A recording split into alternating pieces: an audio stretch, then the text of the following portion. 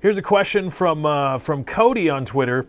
He asks, what's one topic you wish had more time on PKA? And I'm assuming he means what's one topic that I wish we were able to devote a little bit more time to. Well, there's a few. I get a lot of crap from people that I tend to let's see.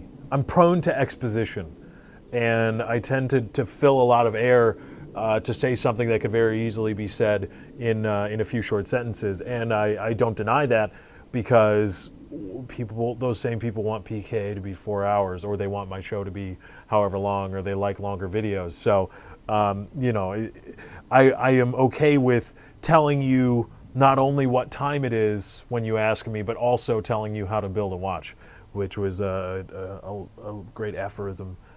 Aphorism? I think that's the right word. You should see my face, Katie. She's like, I don't fucking know. That my dad used. He'd say, you know, well, you ask me what time it is, I'll also tell you how to build a watch. And that's a gene or trait that was definitely passed down to me. So I think now, in terms of a topic that would be given more time, I'm going to talk both about topics that I like to talk about and topics that I think people unduly say enough of this, enough of that.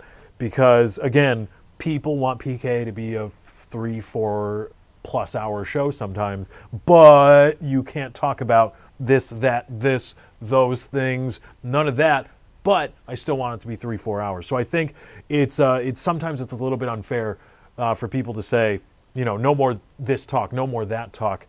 I think talking about ISPs and politics it's interesting to me, and it's interesting to research for me, and it's interesting to talk about and think, oh, is this better than that, or what is this? What is the reason for this? The way the things are. This is the way things are. Is that good? Is that bad? What can be changed? What would be best? And I think when you talk about things like the ISP situation in America, common carriers, and the FCC, and all that interplay, I think there's a lot. There's a lot of places to go, and I wish that people wouldn't be so quick to maybe say no more of this, no more of that. Same thing with politics.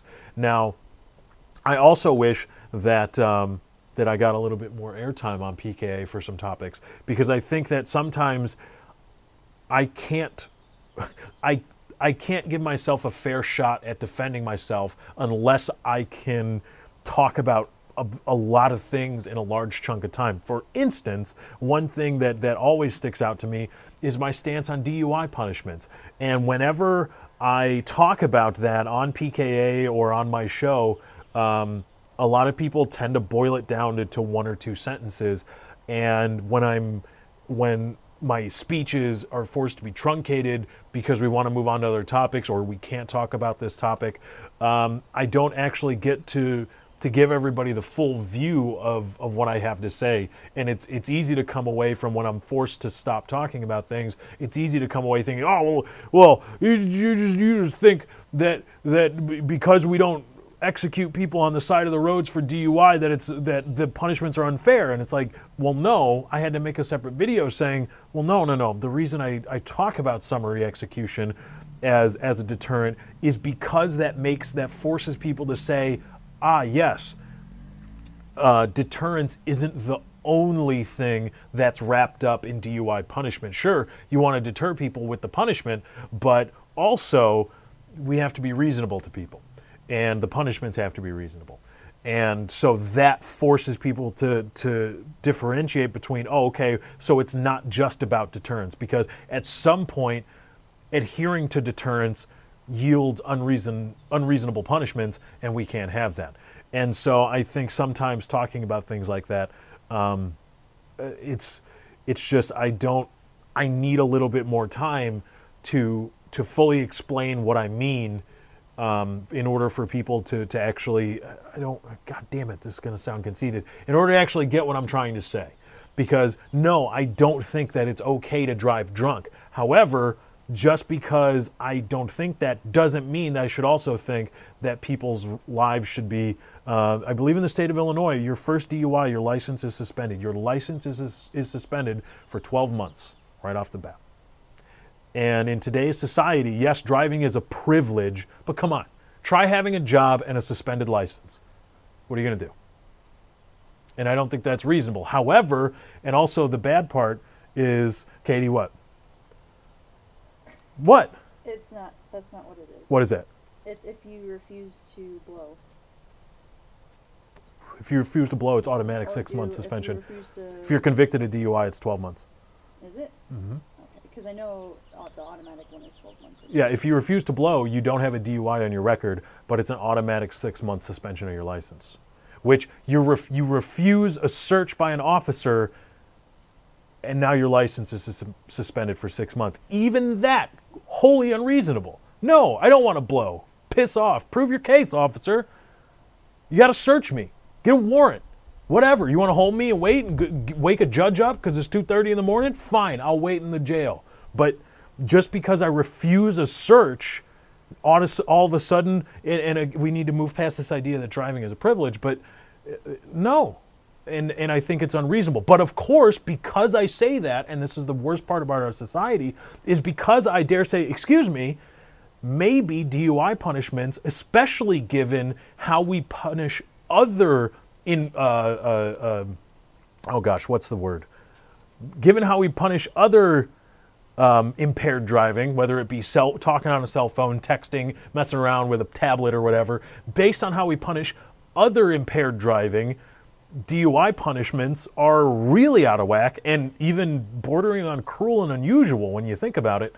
But because I dare to think that, all of a sudden I'm in favor of killing babies and I think it's okay to drive drunk and kill people. Well, no. All I'm saying is that perhaps we should take an honest look at what we're doing to people who, by very definition of what I'm talking about non-injurious DUI. If you're drunk and you kill people, well, it's fucking obvious, isn't it? But if somebody's driving down the road and they cross a double yellow and they get pulled over, or they get stopped at a drunk stop and they blow a .081, 12 months in jail, you got to pay 5 G's for an attorney, $1,000 fine. It seems pretty unreasonable to me. But again, I need a lot of time to talk about those ideas and make people aware, look, I'm talking about the punishments as it pertains to this, that, and this, not killing people, breaking things, hurting things and people. But, you know, of course, everybody, it's, you know, in today's society, it's bam, bam, bam. What do you say? What do you know? What do you got? And my whole spiel that I gave just now in this video is going to be whittled down to one thing. And, fuck that, because you said this thing. It's like, well, no, did you take it all in context? Yes, I think DUI punishments are unreasonable, but that doesn't mean that I think DUI is okay. That doesn't mean I think DUI should be legal, does it? No. And so that's a reason that I think a few more topics, at least of mine, should be given a little bit more airtime on things like PKA, not just PKA, because now I know people are going to run to Woody and be like, Lefty says you're not giving enough airtime. Thank you for the question.